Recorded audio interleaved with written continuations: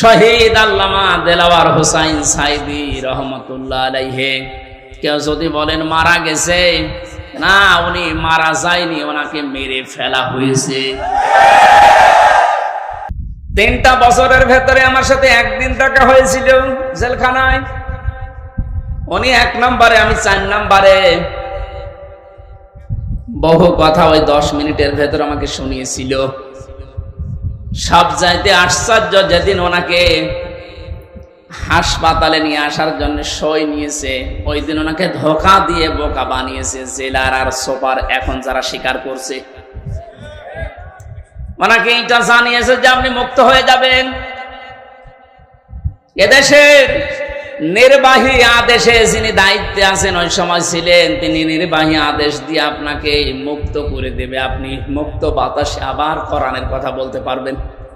এ কথা বলার পরে সই নিয়ে ওখান থেকে বের করে প্রথমে গাজীপুরে নিয়ে যায়, ওই জায়গা থেকে নিয়ে যায় মেডিকেলে।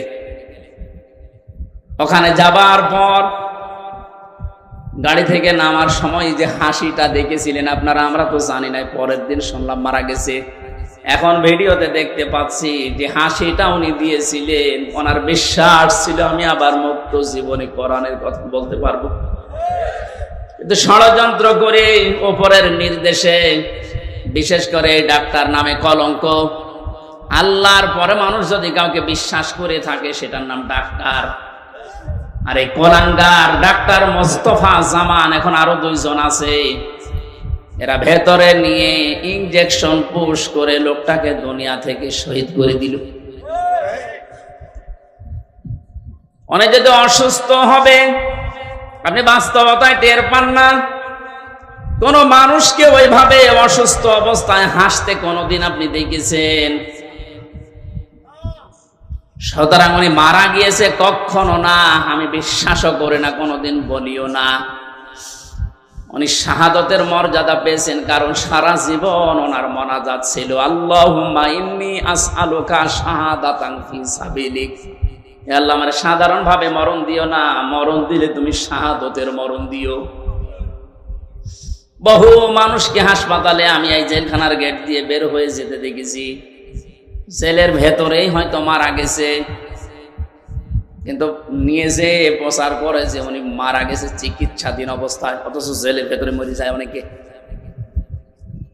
এই জন্য আমার প্রতিদিনের তাহাজ্জুদের নামাজের দোয়া এইটাই ছিল, আল্লাহ তুমি আমাকে এইভাবে সাধারণ মরণ দিও না। আল্লাহুম্মা ইন্নী আসআলুকা শাহাদাতান ফি সাবিলিক ওয়াজআল মাউতি ফি বালাদি রাসূলিক। হযরত ওমর এই দোয়া করতেন। এই প্রথম টোকা আমি মাঝে মাঝেই বলেছি, আল্লাহ তুমি যদি মরণ আমাকে দাও তো শাহাদতের মরণ দিও। কোরআনের পাখির সারা জীবনের মোনাজাত ছিল এইটা, আল্লাহ তুমি আমাকে শাহাদতের মরণ দিও। এই জন্য উনি শাহাদতই পেয়েছেন। শাহাদত যারা বরণ করিয়েছে তাদের শাহাদত এখন বরণ করানো লাগবে না, এরা তো আর শাহাদত পাবে না, কারণ জালেমদের ভাগ্যে আল্লাহ শাহাদতে শব্দ দেয়নি। আল্লাহু লা ইয়াহদিল কওমাস সালিমিন। আল্লাহ পাক বলেন জালেমদেরকে আমি আল্লাহ হেদায়েত দেই না, পথ দেখাই না। সুতরাং যারা জুলুম করে মানুষের জীবন নষ্ট করে দিয়েছেন, সে শাহাদতের মরণ পেয়ে জান্নাতের পাখি হয়ে উড়ে বেড়াচ্ছে, তা আপনি কি করলেন? আপনি তো হেদায়েত থেকে চিরবঞ্চিত হয়ে গেলেন। যার ইশারায় যা করেছিলেন এখন তো সব উলটপালট হয়ে যাচ্ছে। আজকে সাবেক অবৈধ আইন মন্ত্রী আনিসুল হকের বক্তব্য, আমি যা করেছি এতদিন সব করেছি হাসিনার কথা মতো। ঠেলা সামলাইবার শুধু এ না, এদেশে যত মানুষ অত্যাচার জুলুম নির্যাতন চালিয়েছে প্রত্যেককে যদি রিমান্ডে আমার সাথে যা করেছে ওইটুকু করে, ও সব সত্য কথা বলবে। মাটির নিচে নিয়েছিল, মাটির নিচে নিয়ে চোখ বাঁধা কালো কাপড় দিয়ে, পেছনে হাত বাঁধা। পেছনে যদি এমনি হাত বাঁধে, হ্যান্ডকাপ, ওটা এমনিতে হাত কেটে যায়। পেছনে হাত দিয়ে যদি উপরের দিকে টান টান করে রাখে 11 ঘন্টা, আপনি বলেন সত্য বলেন আর মিথ্যা বলেন, যা বলবে বাবা সব ঠিক আছে। এই জন্য আমি এখন দাবি জানাই, আমার মুখ দিয়ে যারা এরকম উল্টা পাল্টা কথা, আমি তো বলি নাই একটা 11 ঘন্টা দাঁড় করানোর পরও আমি বলি নাই 10 দিন রিমান্ড আমি একটা কথাও না, আমি এগুলো করি নাই। আপনি আন্দাজে জোর করে বলাবেন। যে অবস্থায় আমাকে নিয়েছিল, আমার তো এখন মনে হচ্ছে ওই মানুষগুলোকে কাউন্টার টেররিজমে যে যার সন্তানগুলো ছিল, আলেমদেরকে যারা সবচাইতে বেশি কষ্ট দিয়েছে, এই মনিরুল, এই হারুন, আসাদুজ্জামান, আব্দুল মান্নান, আতিকুর রহমান, নাম ধরে বলছে এগুলো মানুষ নামে কলঙ্ক। মানুষ হয়ে এত কষ্ট দিতে পারে আমি না দেখলে বিশ্বাস করতাম না। 10টা দিন গেছে আমার 10 বছরের মতো, ঘুম তো নেই। আন্দাজে কষ্ট আপনি কেন দিলেন? নিজেরাই মাঝে মাঝে বলা করতে, হুজুর কিছু জানি না, আমরাও জানি। টিপ্পনি কাটতো, একে অন্যের সাথে হাসি তামাশা করতো। আমার নামাজ পর্যন্ত 4 ওয়াক্ত পড়তেই দেয়নি, জোহর, আসর, মাগরিব, ইশা আমি ইশারায় পড়েছি, কারণ আমি জানি না এখন দিন না রাত। এখনো পর্যন্ত জালেমদের পক্ষে যারা সাফাই গাচ্ছেন যে আমাদের কি দোষ আপনি সেটা পাচ্ছেন না। কোন দোষ যদি দেশের জালেমদের নাও থাকে, শুধুমাত্র আয়না ঘরের বিচার করলো আপনার ফাঁসি হবে। আপনি জানেন আয়না ঘর কি? ব্যারিস্টার আজমি, ব্যারিস্টার আমান আজমি, আপনি কি জবাব দেবেন তার মা বাবার কাছে, তার স্ত্রীর কাছে, তার ওই ছোট ছোট বাচ্চাদের কাছে কি জবাব দেবেন বলতে পারেন? পারবেন না। এরপরও আপনি মাইকে, এরপরও লাইভ করছেন যে আমার কি অপরাধ, আমি দেশ ত্যাগ করলাম, আমি তো এখনো খুঁজে পাই না। খুঁজে পাচ্ছেন না। কোন দোষ যদি আপনার নাও থাকে, সবচাইতে বড় দোষ আপনি আয়না ঘর বানিয়েছেন। এটার চাইতে মারাত্মক পৃথিবীতে কোন জুলুম আছে বলে আমি জানি না। একটা জীবিত মানুষকে এদিকে 1.5 হাত, এদিকে 1.5 হাত, ওর মাঝখানে পায়খানা। আমি যেখানে থাকতাম এর মাথার কাছে পায়খানা, এতটুকু জায়গায় 24 ঘন্টা। আর খাবার যা দেয় মনে হচ্ছে 2-3 দিন আগের খাবার, পচা খাবার। খেলে খান, তাও এক বাটির ভেতরে 4-5টা তরকারি দিয়ে দেয়, আবার ডাল দিয়ে দেয়, খান না খান না, আপনি মরে যান, ওদের কোনো অসুবিধা নেই। কারণ কেউ জানে না তো পৃথিবী তো আছে কিনা। এমন জায়গায় এমন ভয়ঙ্কর, এমনিতেই মানুষ হার্ট ফেল করে মরে যাবে। এই জন্য যারা টপ্ট বটন জড়িত এই জুলুমের সাথে, ওদের কোনো শাস্তি দেওয়ার দরকার নেই। শুধু এই ঘরের ভেতরে 10 দিন একটু আটকিয়ে রাখেন, এমনি মরে যাবে। আমাদের তাও সেনায় তো কোরআন ছিল, আমি কোরআন পড়তে পারতাম। ও শয়তানদের তো কোরআন, ও এমনি টেনশনে মরে যাবে। এখনো টের পাচ্ছে না যে আমি কি করেছি, এত যে আমার উপর জনগণ এত খেপলো, আপনি টের পাচ্ছেন না। জালেমরা জাহান্নামে যাবে, তার 1 নাম্বার কারণ এরা আল্লাহর মামলার আসামি। এটা আমি বানালাম। সূরা শুরার 42 নাম্বার আয়াতে আল্লাহ জানিয়ে দিয়েছেন, ইন্নামাস সাবিলু আলাল্লাযিনা ইয়াজলিমুনান নাস। অবশ্যই আমি আল্লাহ মামলা দেব তাদের বিরুদ্ধে যারা মানুষ হয়ে মানুষের উপরে জুলুম করছে। সুতরাং এই 15-17 বছর যারা জুলুম করেছেন, আপনি হামজার মামলার আসামি না হলেও আপনি আল্লাহর মামলার আসামি। সাধারণ মানুষ মামলা দিয়েছে দরবেশ বাবার নামে, আনিসুল হকের নামে সাধারণ মানুষ মামলা দিয়েছে, এক গরিব মানুষ।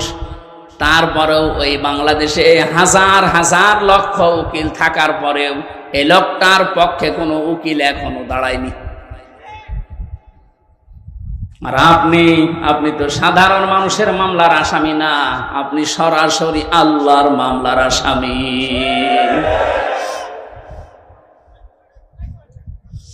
এজন্য আমাদের সাবধান হওয়া দরকার, এখান থেকে শিক্ষা নিতে হবে। আমরা যেন আবার আল্লাহর মামলার আসামি হয়ে না যাই। এদের জন্য হেদায়েত কামনা করলেও হেদায়েত হবে না, কারণ কোরআন নিষেধ করেছে, আল্লাহু লা ইয়াহদিল কওমাজ জালিমিন। ইয়াহদি এটা মুজারে, বর্তমান ভবিষ্যৎ, প্রেজেন্ট ফিউচার। জালেমদেরকে আল্লাহ হেদায়েত দিচ্ছে না, দেবেও না। এখন যদি আল্লাহ জালেমদের হেদায়েত দেয় তাহলে কোরআন শরীফ মিথ্যা হয়ে যাবে না? এজন্য তোর কপাল খারাপ, এর সাথে যারা জড়িত ছিল তাদেরও কপাল খারাপ।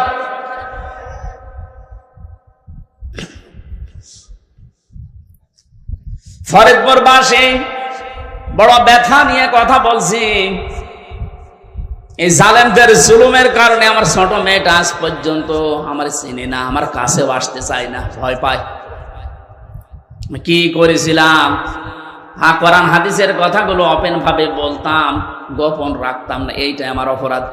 এতটুকুর জন্য আপনি 3টা বছর আমার নষ্ট করবেন আর এত কষ্ট আমার দেবেন? এটা ধরে নিয়েছে বুঝিয়ে তো ছেড়ে দিলেই হয়তো যে এইভাবে বলতে নেই, আমি তো সংশোধন হয়ে যেতাম। ওর 8 মাস 9 মাস বয়সে আমি রেখে এসেছিলাম, 3 বছর পরে এখন ওর বয়স 4 বছর, এখনো পর্যন্ত স্বাভাবিক না, আমার কাছে আসতে চায় না। কেন আপনি কাজ করলেন? কি জবাব দেবেন বলেন তো? এই জন্যই মাওলানা মামুনুল হক এই কথাটা বারবার আমাকে শোনাতেন, জালেমদের বেঈমানদের কোনো জানাজা নেই, জানাজা মানে তাকে সাক্ষী দিয়ে আল্লাহর কাছে পৌঁছিয়ে দেয় যে ভালো ছিল, এ কথা বলা যাবে?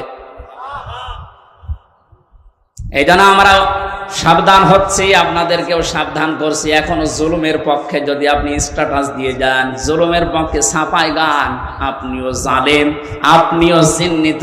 আপনি মারা গেলে আপনার জানাজা পড়া, কবরে দেওয়া জায়েজ নেই, কারণ আপনি এমনিতেও জাহান্নামে যাবেন, অমনিও জাহান্নামে যাবেন। জালেমের জন্য জান্নাত হারাম। কথা বলছেন এখন? জালেমের জন্য জান্নাত হারাম, মানে জালেম হচ্ছে আল্লাহর মামলার আসামি। এটা ছোটখাটো বিষয় না, অনেক ওজনওয়ালা কথা আল্লাহর। আমরা অনেকেই মনে করি আল্লাহ কি দেখে না, ব্যারিস্টার আর মানে এই কষ্ট কি আল্লাহ দেখে না? হাওয়ালা তাহসাবান্নাল্লাহা গাফিলান আম্মা ইয়ামালুজ যালিমুন ইন্নামা ইউআখিরুহুম লিয়াউমিন তাশখাসু ফীহিল আবসার। আল্লাহ পাক বলেন, হে নবী, আপনি কি মনে করেন যে জালেমদের সম্পর্কে আমি কোনো খোঁজ রাখি না? আমি সবচাইতে বেশি খবর রাখি জালেমদের ব্যাপারে। ওদেরকে আমি ছাড় দিয়েছি ওই দিন পর্যন্ত যেদিন চক্ষু উল্টিয়ে যাবে। আজ ঠিক তাই হচ্ছে। জালেমদের সাথে দেশের মানুষেরা এমন আচরণ করেছে, অনেকেই চোখ উল্টিয়ে আটকে উঠছে। হলো কি? বিশেষ করে ঝিনাইদহ কিরণ চেয়ারম্যান, ওরে পিটিয়ে মেরে এ জালেমকে গাছের সাথে না ওই পিলারের সাথে টাঙিয়ে মরার পর উঠে গিয়েছে। দুনিয়া আটকে উঠেছে। যে হচ্ছে কি? আবু সাইদকে যে লোকটা সজ্ঞানে স্বেচ্ছায় গুলি করে হত্যা করেছিল, তার এই জনগণ পিটিয়ে ন্যাংটা করে টাঙিয়ে রেখেছে, তাও উল্টো করে। ইন্নামা ইউআখিরুহুম লিয়াউমিন তাশখাসু ফীহিল আবসার। আমার তো মনে হচ্ছে কোরআনের এই আয়াত এখন খাপের খাপ, মমতাজের বাপ সব মিলে যাচ্ছে। জালেমদেরকে আমি আর একটা স্মরণ করাচ্ছি। এখনো যারা জালেমদের পক্ষে কথা বলেন, যা জালেমদের পক্ষে যারা আছেন, তারা সাবধান হন। কোন জালেম যদি টার্গেট নাই কোন জায়গায় পৌঁছাতে, আমার আল্লাহ বলেন ওকে আমি ছাড় দিতে দিতে এমন জায়গায় পৌঁছাই, ওই সফলতা পাওয়ার আগেই ওর তার আমি কেটে দেই। এটা তাফসীরে তাবারীর ভেতরে আছে, যদিও দুর্বল, তার জন্য শিক্ষার জন্য আমি বলছি। হযরতে হুদ আলাইহিস সালাম দাওয়াতি কাজ করছিলেন, সবচেয়ে বেশি বাধা তাকে দিয়েছিল ওই জামানায় যে লোকটার নাম আমরা শুনি জান্নাত বানিয়েছিল, সাদ্দাত। যখন হযরতে হুদ আলাইহিস সালাম দাওয়াত নিয়ে গেলেন, যে জান্নাতের কথা জাহান্নামের কথা তাকে শোনালেন, আল্লাহর নাফরমান বান্দা ডাক দিয়ে বলে, তুমি আল্লাহর নবী দাবি করো, তোমার আল্লাহর জান্নাত আমার লাগবে না, আমি নিজে জান্নাত বানাবো, তুমি শুধু জান্নাতের আইটেম গুলো বলো যে কি কি পাওয়া যাবে। হযরত হুদ নবীর কাছে সব শুনলেন, যে স্বর্ণের ইট হবে, রূপার ইট হবে, বিশাল সাম্রাজ্যটা, যেখানে যত স্বর্ণ পাওয়া যায়, রূপা পাওয়া যায়, সবগুলো পেয়াদাদেরকে দিয়ে জোগাড় করেছে এক জায়গায়। 22,000 শ্রমিক কাজে লাগিয়েছে।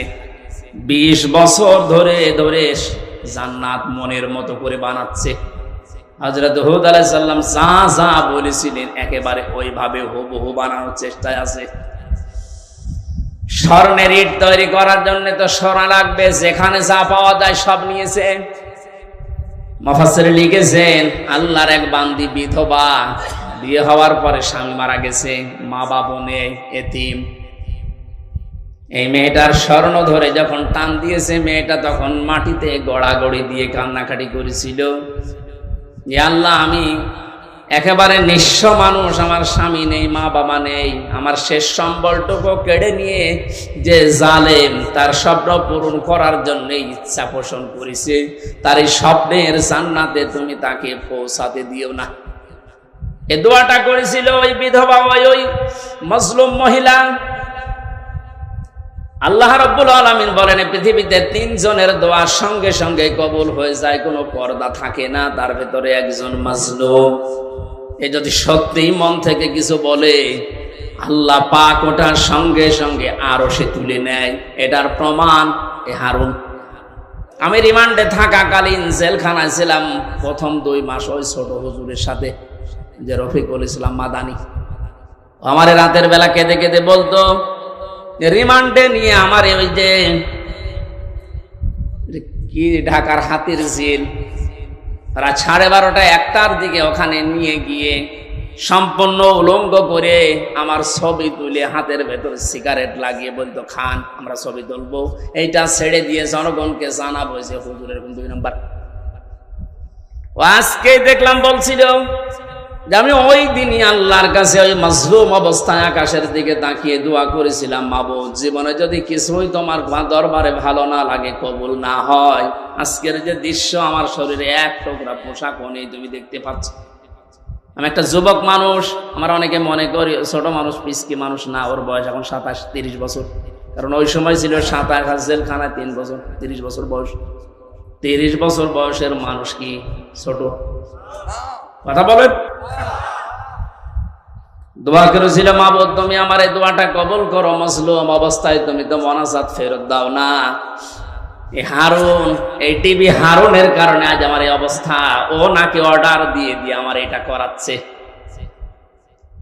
জিজ্ঞাসা করেছে যে অফিসার করেছিল, এসআই স্যার, আপনি সত্যি করে বলেন তো, আমার যে হাল করলেন, এ না যে হাল অবস্থা, হারুন স্যার কি জানে? ওরা হাসি দিয়ে বলেছে, হারুন স্যার জানে মানে ওই করাচ্ছে। সঙ্গে সঙ্গে ওই সময় দোয়া করেছিল, মাবুদ, তুমি ওকেও আমার মতো এরকম কিছু দেখায়ও। দেখিয়েছেন আল্লাহ জনগণের সামনে, আমার আল্লাহ এই পৃথিবীতেই দেখিয়ে দিয়েছে কিভাবে লজ্জা স্থান মানুষকে দেখাচ্ছে এই শয়তান। আমার একজন দেখিয়ে বলছে, হুজুর এই দেখেন কারবার। আমি নাউজুবিল্লাহ, আস্তাগফিরুল্লাহ, কি ও কয়েকদিন পরে স্ট্যাটাস দিয়েছিল, আমি বাইরে যেতে পারি না, বাইরে গেলেই মানুষ বলে 3 ইঞ্চি। কি একটা অপমান! মাত্র কয়েক সেকেন্ডের ভিডিও ফাঁস হয়ে ও সব হারিয়েছে। ওর কয়েক সেকেন্ড না, সারা জীবন যেদিন আল্লাহ ফাঁস করবে, এ জালেমের সেদিন কোনো উপায় থাকবে? টাকলা মোরাদের মাত্র 6 মিনিট 8 সেকেন্ড। কি ওর নাম? মাহিনা কি নাম? এই মহিলার সাথে একটা অডিও রেকর্ড ফাঁস হয়েছিল মাত্র 6 মিনিট 8 সেকেন্ডের। ও সব গেছে। আমার তো মনে হয় এই জালেমদের দরে যারা ছিল এই দেশে, ওদের সহযোগী যারা, এদের হাজার হাজার ভিডিও অডিও রেকর্ড জমা হয়ে আছে। সাংবাদিক ইলিয়াস এখন মাঝে মাঝে ছাড়তেছে। আল্লাহ তার ফেরেশতাদের দিয়ে যেটা রেকর্ড করে রেখেছে অডিও ভিডিও, কিয়ামতের ময়দানে কোটি কোটি মানুষের সামনে ওগুলো আল্লাহ ছাড়বে। 30 সেকেন্ডের ভিডিও যদি 3 ইঞ্চি নাম শোনো, এই 50 বছরের ভিডিও আল্লাহ যেদিন ছেড়ে দেবে, পুরাটা মুখ দেখাতে পারবে না। শেষ পর্যন্ত এই মহিলার দোয়া আল্লাহ এমন ভাবে কবুল করেছিলেন, জান্নাত বানানো কমপ্লিট শেষ করার পরে ডাক দিয়েছে, এত সিকিউরিটি দিয়ে সাজিয়েছে, একটা পিপিলিকা পর্যন্ত প্রবেশ করার কোনো কায়দা নেই। জান্নাতের গেটে যাবার পরে দেখে একজন ফকির বসে আছে। ফকির ডাক দিয়ে বলে, বাদশাহ আমার সাথে কিছু কথা বলা লাগবে আপনার। রেগে বলছে, তুমি কে, এখানে আসলে কি করে? এখানে তো কোনো মানুষ আসার অনুমতি নেই, কথা যদি বলাই লাগে পরে বলবা, আমি আগে জান্নাত দেখে আসি। ফকির ডাক দিয়ে কানের কাছে মুখ নিয়ে বলছে, বাদশাহ আমি কিন্তু দুনিয়ার সাধারণ ফকির না, আমি আজরাইল। মাথাটা একটু কাত করো ঘোড়া থেকে, আমি কথাটা বলে চলে যাব। কানের কাছে মুখ নিয়ে বলছে, আমি এসেছি তোমার জান কবজ করার জন্য, রেডি হও। ওই সময় বলেছিল, ফেরেশতা একটু সময় দাও, আমি শুধু জান্নাতটা ঘুরে এখানে আসার পরে আমার জানটা নিয়ে নিও। ফেরেশতা ওই সময় বলেছে, কখনোই না। ইদা জাআ আজালুহুম লা ইস্তাখিরুনা সাআতান ওয়া লা ইস্তাকদিমুন। আল্লাহ পাক বলেন, এই পৃথিবীতে যখন যার সময় এসে যাবে, 1 সেকেন্ড আগেও তার মরণ হবে না, 1 সেকেন্ড পরেও মরণ হবে না। নির্ধারিত সময় লোকটাকে আল্লাহ বিদায় দিয়ে দেবে। এরপরেও ঘোড়ার পা থেকে জান্নাত পর্যন্ত পৌঁছাতে ও সর্বাত্মক চেষ্টা চালিয়েছিল। আল্লাহর ফেরেশতা ঘোড়া থেকে পা জান্নাতের যে বানানো জান্নাত ওর চৌকাঠ পর্যন্ত স্পর্শ করার আগেই জান কবজ করে ফেলেছে। মুফাসসিরে আয়াতে আর তাফসীর করতে গিয়ে তিনি কয়েকটা কারণ দিয়েছেন কেন জান্নাতে প্রবেশ করতে পারলো না ওর বানানো। 1 নম্বরে আমি প্রায় এখানে 26টা কারণ পড়েছিলাম, সবগুলো আমার মনেও নেই, কয়েকটা বলছি। প্রথম নাম্বারে কারণ হচ্ছে ওই যে মজলুম মহিলা, যার শেষ সম্বলটুকু কেড়ে জালেম তার স্বপ্ন পূরণ করার জন্য চেষ্টা করেছিল, ওই মহিলার দোয়া আল্লাহ কবুল করে নিয়েছিলেন। রব্বুল আলামিন আমার শেষ সম্বলটুকু যে কেড়ে নিল, ওই জালেম যেন তার বানানো স্বপ্নে প্রবেশ করতে না পারে। আজও হাজার হাজার আবু সাইদ, মুগ্ধ, আবু রায়হান সহ কত মানুষের মার বাবা রাতের বেলা চোখের পানি ছেড়ে দিয়ে দোয়া করেছে, আল্লাহ আমার বুকটা যে খালি করে দিল, তাকে তুমি জমিনে জায়গা দিও না। নবীজির কথা 100 ভাগ সত্য কিনা বলেন তো? উনি যে বলেছিলেন মজলুমের দোয়া আল্লাহ ফেরত দেয় না, আবু সাইদের মায়ের দোয়া আল্লাহ ফেরত দিয়েছে। বাংলার জমিনে আল্লাহ জায়গা দেয়নি, 1 ইঞ্চি জায়গা তার জন্য এখন আর বৈধ না। যত মামলা এখন শুরু হয়েছে, এভাবে যদি চলতে থাকে 8-10 দিন, আশ্রয় যেখানে নিয়েছে, যারা সুশীল সমাজ আছে দাবি করছে, ওরা বলছে ওই দেশেও তারে আর জায়গা দেবে না, ওখান থেকেও বিদায় দিতে বাধ্য হবে।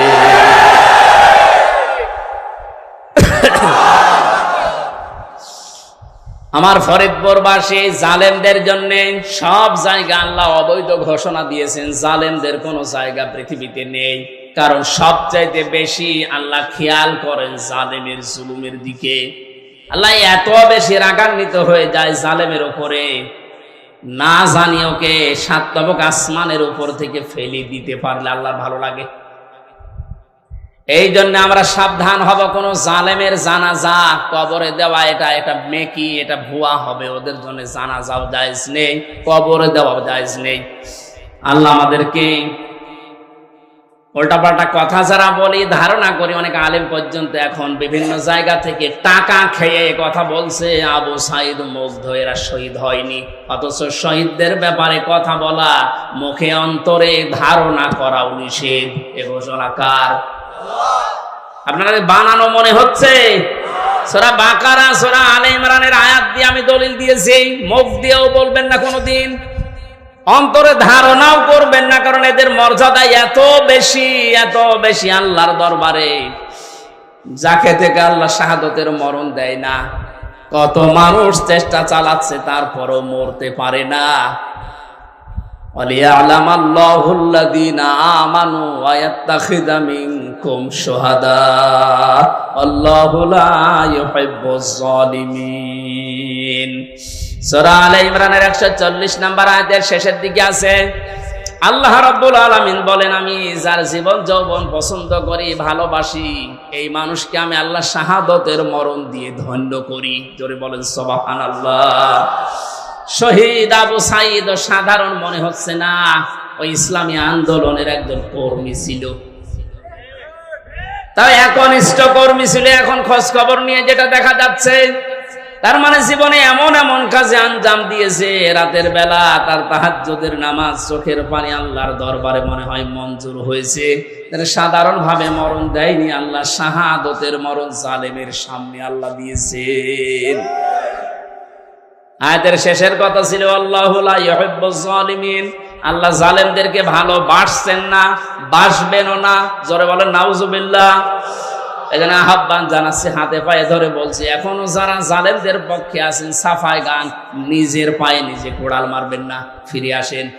জালেমদের কোন জায়গা কিয়ামত পর্যন্ত এ জমিনে আর হবে না। আল্লাহ আমাদেরকে জালেমদের বিষয়গুলো বোঝার তৌফিক দিন।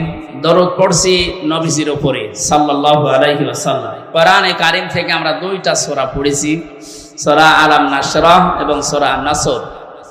আমরা তাফসীর আকারে কথা বলবো, যেহেতু এখানে লেখা আছে। আপনারা আছেন তো? বিজয় পেয়েছে অনেকেই মনে করছে কি না কি হনরে হনুমান হয়ে যাচ্ছেন না, কি করা লাগবে কোরআন থেকে শুনে। জবান ছেড়ে কোরআনের আয়াতগুলো আগে একটু পড়েন। আউযু বিল্লাহি মিনাশ শাইতানির রাজিম, বিসমিল্লাহির রহমানির রহিম।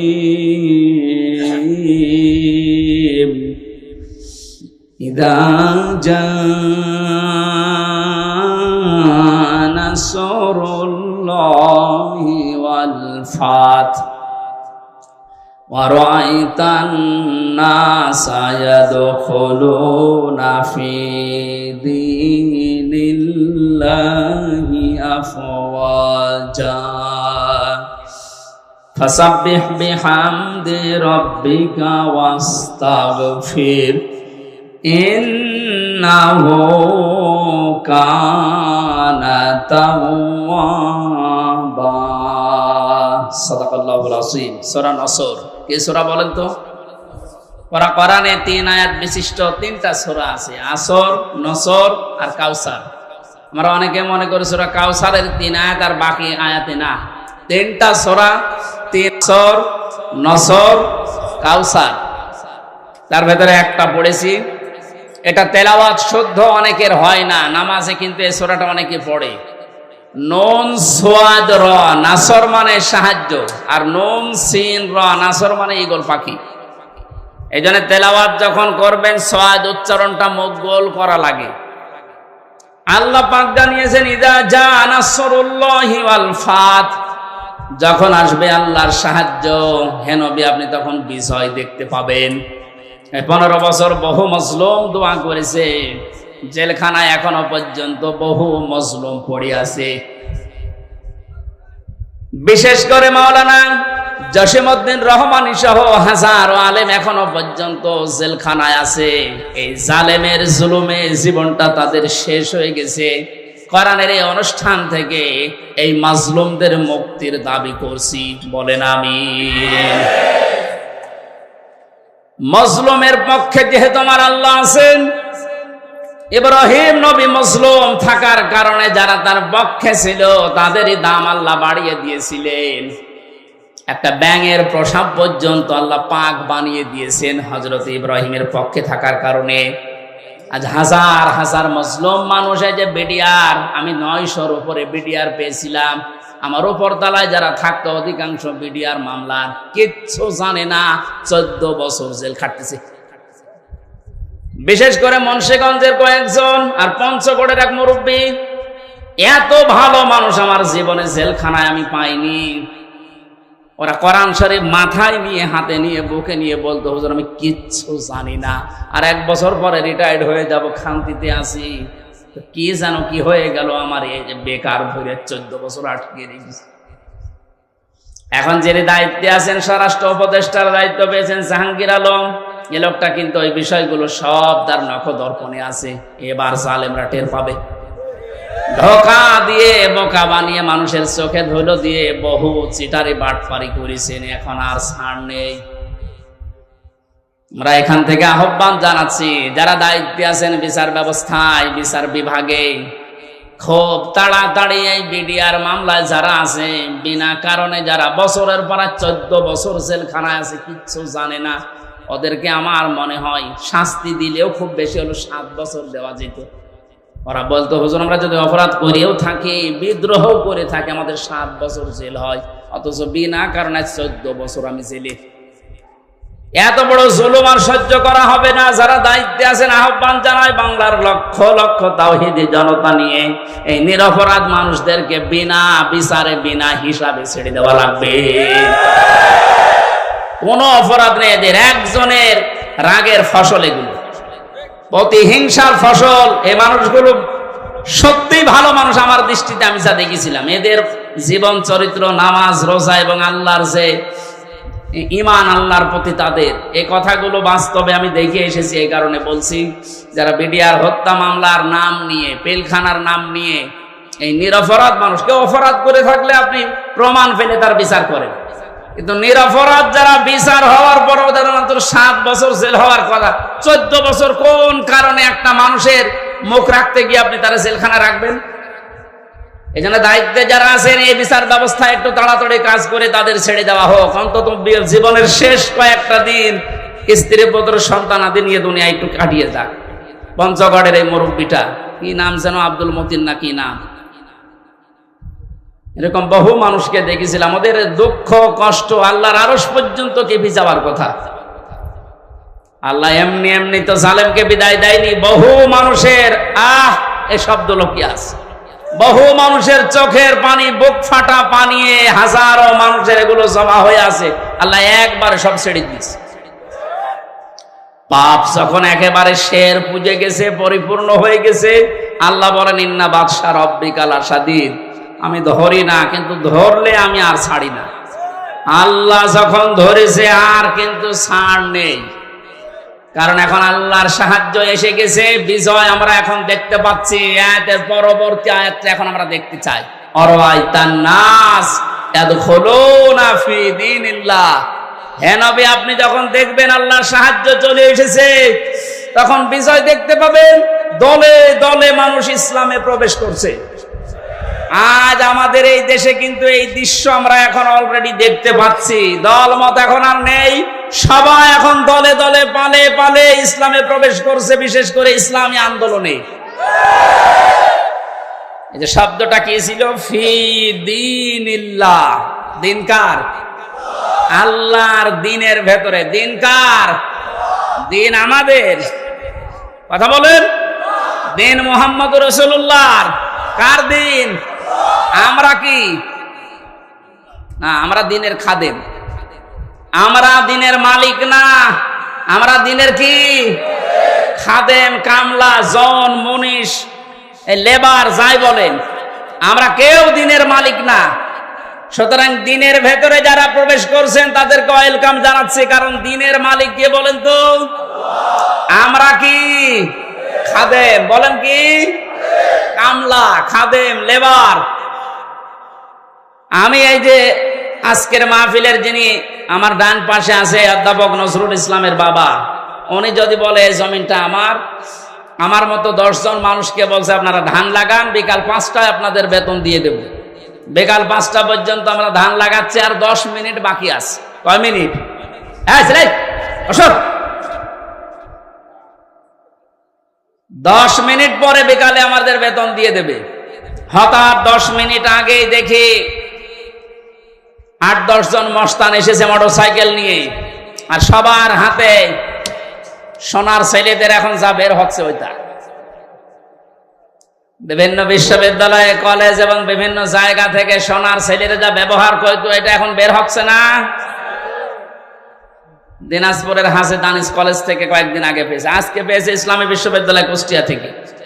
সোনার ছেলেরা কলম ব্যবহার করতো 1.5 হাত। এইরকম কলম নিয়ে 8-10 জন মস্তান মোটর সাইকেলে এসে বলছে, ওই ধান আর লাগানো যাবে না, ধান এখন আমরা তুলে ফেলবো।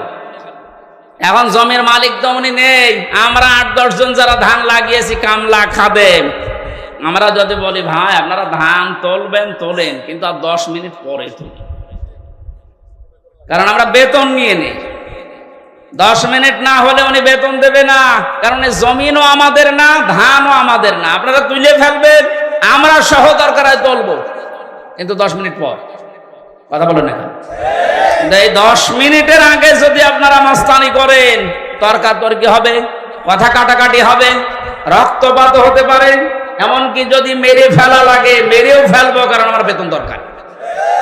এই কথার সাথে আপনারা একমত আছেন না? সহজ ভাবে যেভাবে বুঝলেন যে হ্যাঁ এটা ঠিক, আমার বেতন লাগবে, বিকাল 5টা মানে জীবনের শেষ দিন। কথা বলেন না? কেন? এ জমিন কার? দিন কার? আমরা কি? আমরা ধান লাগাতে আসি এই জমিনে দিন প্রতিষ্ঠার জন্য, জান মাল বাজি রেখে মাথার ঘাম পায়ে ফেলে চেষ্টা চালিয়ে যাচ্ছি কি করে দিন কায়েম করা যায়। এখন বিকাল 5টা মানে জীবনের শেষ দিন। এদিন আসার আগে যদি কেউ বাধা দিতে আসেন, তর্কাতর্কি হবে, কথা কাটাকাটি হবে, রক্তপাত হবে। এই 17 বছর যা হচ্ছে, এখনো যদি বাধা আসে, যদি মেরে ফেলা লাগে, মেরে ফেলতে আমাদের কোনো বাধা নেই, কারণ আমার বেতন দরকার, আর আমার বেতনের নাম জান্নাত। কথা বলেন? এদেশে যারা সত্যি দিন কায়েমের বিরুদ্ধে অবস্থান নিয়েছে, তার ভেতরে 1 নম্বরে আমার মনে হয় এই অবৈধ বিচারপতি নামে যেটা মানিক, ও নাম নিতেও আমার ঘৃণা হয়। এ মানুষ নামে একটা যার সন্তান। কে বলেছে ওটার মানুষ? ও কথা বললে ইসলামের বিরুদ্ধে বলে। আর আমরা সূরা নূন কলমের ভেতরে জানি, যারা অবৈধ সন্তান পৃথিবীতে, যারা যার সন্তান, ওরা কথা বললেই কোরআনের বিরুদ্ধে কথা বলবে। এর কথাবার্তা শোনেন না? আরো টাটকা কিছু শয়তান আছে। আমরা কিন্তু বিকাল 5টা পর্যন্ত এই জমিনে ধান লাগাবো, বাধা দিতে আসলে কিন্তু এখন আর কথা কাটাকাটি না, তর্কাতর্কি না, রক্তপাত না, এখন বিদায় করে দিন। কারণ আমি বেতন এখনো পাইনি।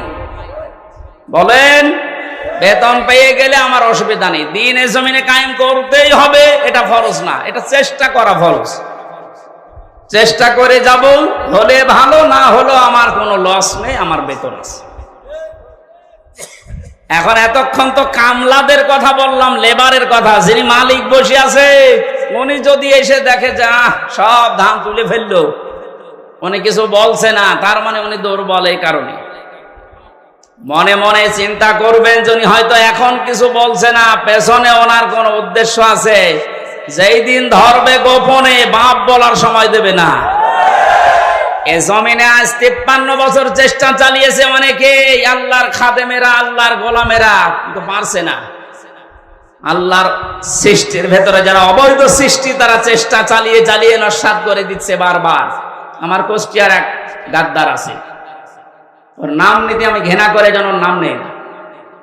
কথা বললে দেখবেন ইসলামী আন্দোলনের বিরুদ্ধে কথা বলে, কথা বললে একামতে দিনের যারা দায়িত্বে আছে এদের বিরুদ্ধে কথা বলে, কোনো কথা নেই। অথচ ও যদি আমার সাথে ভোটে দাঁড়ায়, মনে হয় 10 বার ফেল করে। খয়রাতি নৌকা নিয়ে পাশ করেছিল কয়েকবার, ধরাকে সরা জ্ঞান করে, এখন ইন্দোরের গর্ত খুঁজে পাচ্ছে না। আমার মনে হয় যে অবস্থা কুষ্টিয়ার, ওরে যদি জনগণ পায়, কুকুরের মতো পিটিয়ে মেরে ফেলে।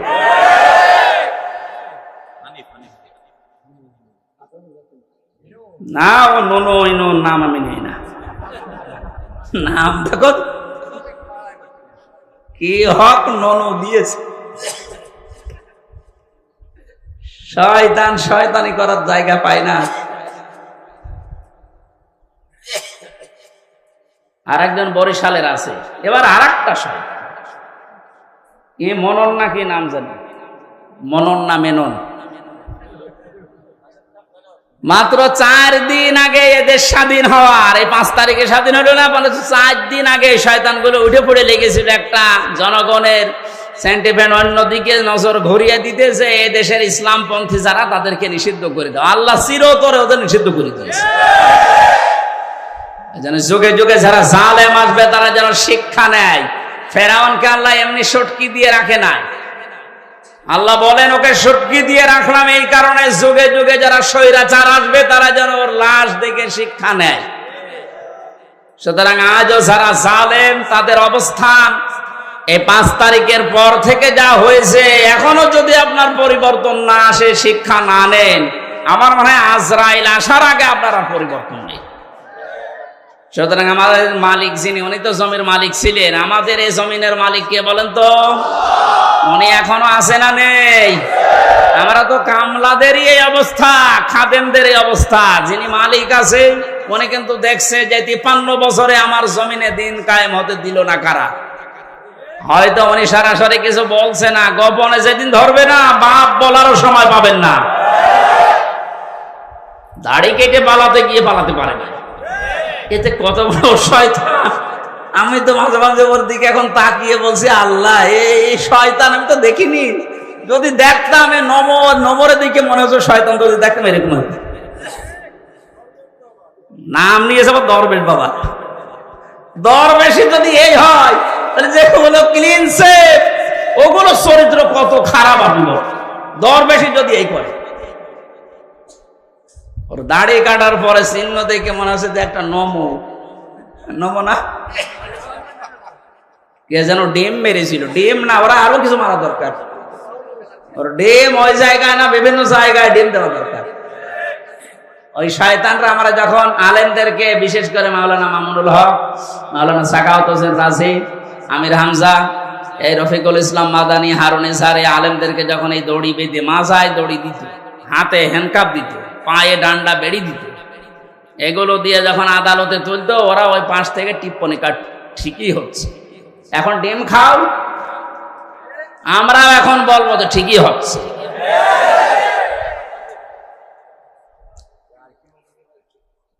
সুতরাং দিনের ভেতরে যেভাবে দলে দলে পালে পালে আজ মানুষ প্রবেশ করতে আরম্ভ করেছে, ইসলামী আন্দোলন এবং একামতি আন্দোলনের এই কর্মীদের ব্যবহারের কারণে আল্লাহ যেন এটা অব্যাহত রাখেন।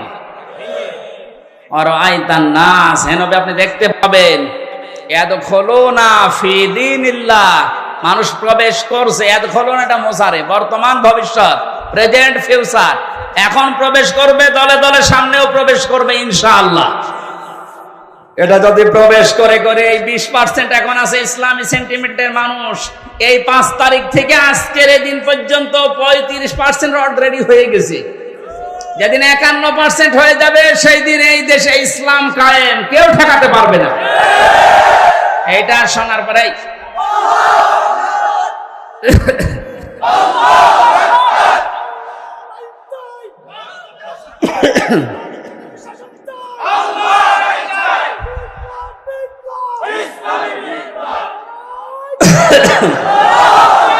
এই দৃশ্য দেখে অনেক জালেমের এখন গাত্রদাহ কিন্তু অলরেডি আরম্ভ হয়ে গেছে। ওরা তলে তলে ষড়যন্ত্র করছে, না অন্য কেউ আসুক, ইসলাম যেন দেশে না আসে। কিন্তু বাংলার জনগণ যেভাবে জুলুমের শিকার হয়েছিল, এরা কিন্তু অলরেডি বুঝে ফেলেছে যে ইসলাম ছাড়া মুক্তির আর কোনো পথ আমাদের নেই। ইসলামের হাতে যদি দেশটা তুলে দেওয়া যায়, যার যে অধিকার, যে ধর্মের লোক হোক, তার অধিকার সে ফিরে পাবে। এক কথা বলেন না কেন? অতীতের ইতিহাসগুলো আমরা পড়েছি, দেখেছি, এইটাই পেয়েছি, এটা আমরা সামনেও দেখতে চাই। কারণ এই 53 বছর বিভিন্ন মানুষ এই দেশটা চালিয়েছে, আমরা দেখলাম। কথা বলেন না কেন?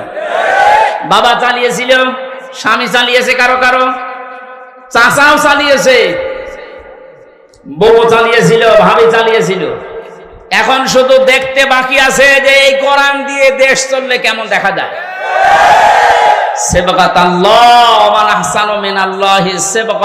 আল্লাহ বলেন, আমি আল্লাহর চাইতে সুন্দর রং পৃথিবীতে কারো নেই। সুতরাং এই রং দিয়ে যদি দেশটা ইউনিয়ন পরিষদ থেকে সংসদ পর্যন্ত চলে, এটা একটা মিনি জান্নাত হয়ে যাবে। মুসাফির অবস্থায় আছি, মাজলুম অবস্থায় এখনো আছি, এখনো মাজলুম নেই, কারণ এই জেলা আমার জন্য নিষিদ্ধ ছিল, আল্লাহ ওপেন করে দিয়েছে। এখন আর মাজলুম নেই, যারা বাধা দিত ওই জালেমরা এখন ওই শয়তানরা আমাদের কাছে অনুমতি নিয়ে কাজ করছে। কুষ্টিয়া সহ বাংলাদেশের 64 জেলাতে ইসলাম পন্থীদেরকে আজ যারা জালেমের সহযোগী ছিল তারা ডাক দিয়ে দিয়ে বলছে, হুজুর কি করা লাগবে বলেন। কেন 2 দিন আগে যে উল্টাপাল্টা কথা বলতে আল্লাহর ভুল ধরতো, এইটাও আমি পেয়েছি, অথচ মুসলমান। আমি কয়েকজনের নাম বললে বলতে পারতাম, আমার মামলার যে আয়ু এই লোকটার বাড়ি মাদারীপুরে, আসলেই ও মাদারী। এই শয়তানটা আল্লাহর ভুল ধরতো, বলতো আল্লাহর এই কাজ করা ঠিক হয়। ওর ইমান আছে? আর ও মরে গেলে ওর জানাজা কিসের, ওর কবরে কিসের, ওরে পুড়িয়ে ফেলা লাগবে। ওর নাম মিজানুর রহমান, তাতে কি? নাম তো সুন্দর নাম নিয়েছে, অথচ কাজ পুরা উল্টা। আমি আমারটা বলছি কারণ আমারটা আমি ভালো জানি। আমারে ধরার পরে আমার বাবার কাছে বলে 10 লাখ টাকা দেন, নয়তো মামলা দেবো 50টা। মনে হচ্ছে মামলাও বানাবে। কি বিচার চলছিল দেখেন তো। আর প্রতিদিন টিভির সামনে শয়তান বসে বসে বলতো আমি একটা ন্যায় বিচার কায়েম করছি। কিসের ন্যায় বিচার? আমার একটা ঠুনকো মামলা, মানে মুরগি চুরিও না, মূল্য চুরিও না। মুরগি চুরি মুরগি চুরি করলো সর্বোচ্চ 3 মাস জেল হয়। কয় মাস? আর আমার এই ঠুনকো মামলা দিয়ে সিএমএম কোর্ট, জজ কোর্ট, হাইকোর্ট সহ 30 বার মামলা তোলে, 33 বার মামলা তোলে, না জামিন নেই। ওপরওয়ালার নিষেধ, মনে হচ্ছে যে আল্লাহ নিষেধ। হাইকোর্টের একটা বিচারপতি যদি বলে আমার কিচ্ছু করার নেই, তোর ওই চেয়ারে বসার সাথে ভ্যান চালানো ভালো না, এরকম অবস্থায় বানিয়ে রেখেছিল প্রত্যেকটি জায়গায়। আর সব মুখ খুলছে। অবৈধ আইন মন্ত্রী যেমন পেছনে ডিম দেওয়ার কারণে মুখ খুলে ফেলিস যে আমি কিচ্ছু করি না, সব হাসিনা করতে বলিস, সব এর মুখ খুলবে। আয়না ঘরের যিনি দায়িত্ব ছিল এই শয়তানটা জিয়াউল হাসান, এর এখন ওই জায়গায় রাখা দরকার। ওর বউ, ছেলে, মেয়ে, স্ত্রী, পুত্র সব আলাদা রেখে, ব্যারিস্টার আরমানকে তো 8 বছর রেখেছিল, ওরা 8 দিন রেখে দেখেন এমনি পাগল হইত। আর ও বলে আমি কি করেছি যে আমার এত কষ্ট দিচ্ছে, কি করেছো তুমি টের পাচ্ছ না, তুমি শুধু ফরিদপুরের এই 4 রাস্তার মোড়ে আসো, কি করেছো তোমার দেখাচ্ছে।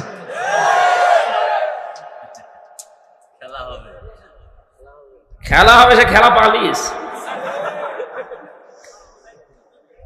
এ কথাটা বলার কারণ হচ্ছে অনেকে এখনো ষড়যন্ত্র করবে, যে জানছে যে এভাবে 20% ইসলামী মানুষ ছিল এই দেশে, 96% যদিও মুসলমান, কিন্তু ইসলাম কায়েম করা লাগবে এরকম পক্ষে ছিল মাত্র 100 জনের 20 জন।